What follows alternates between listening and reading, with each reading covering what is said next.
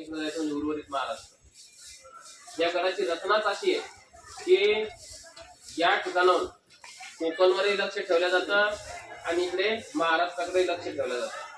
म्हणजे हा एक प्रकारचा पूर्ण गडच टेहळणी गुरुजी आलं तुमच्या लक्षात. परंतु आता प्रतापगडावर आपण आलो.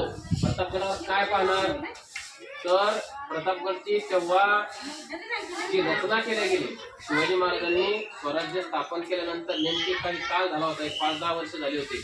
स्वराज्य हे बाल्य अवस्थेमध्ये होतं आणि हे राज्य मोडून टाकण्यासाठी स्थापन करतात आणि आपल्या एवढ्या मोठ्या आदिलशाहीला आव्हान देतात. आपण बंदोबस्ताला पाठवलेला फतेह खानचा पराभव करतात आणि त्यांचे वडील आपल्याकडे नोकरीला आहे.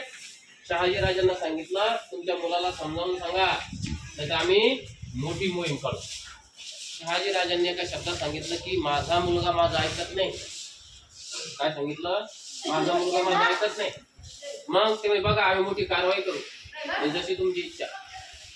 आणि शहाजीराजांनी काय केलं शिवाजी महाराजांना सांगितलं की आता